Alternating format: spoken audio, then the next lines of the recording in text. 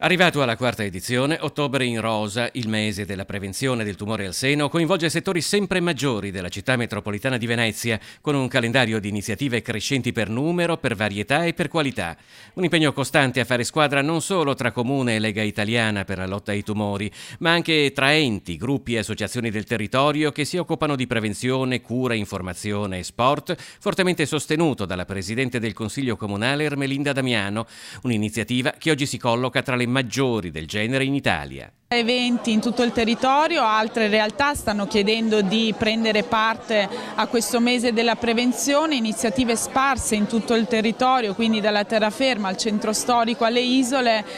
siamo felici e la cosa più importante è arrivare nel cuore di tutte le persone facendogli capire che la prevenzione è vita. Appuntamenti di carattere medico, informativo, sportivo, ricreativo coinvolgono anche altri comuni come Chioggia, Jesolo, Meolo, Marcon, Martellago e Noale, oltre a municipalità, associazioni sportive e di volontariato. Partenza il 30 settembre col Vaporetto Rosa in Canal Grande. Un vaporetto che è un po' il simbolo della città di Venezia, che farà il giro di tutto il territorio e in cui le donne potranno non solo avere informazioni sugli screening, sulla prevenzione, ci saranno dei laboratori ma non vogliamo svelare troppo, anzi vi invitiamo all'inaugurazione di lunedì 30 alle 14 a Piazzale Roma, ma a bordo di questo vaporetto verranno fatte anche delle visite dai nostri medici della ULSS 3. Una serie di eventi in cui si riscopre anche l'essere comunità, cui hanno aderito massicciamente anche i commercianti. Abbiamo avuto una grandissima risposta,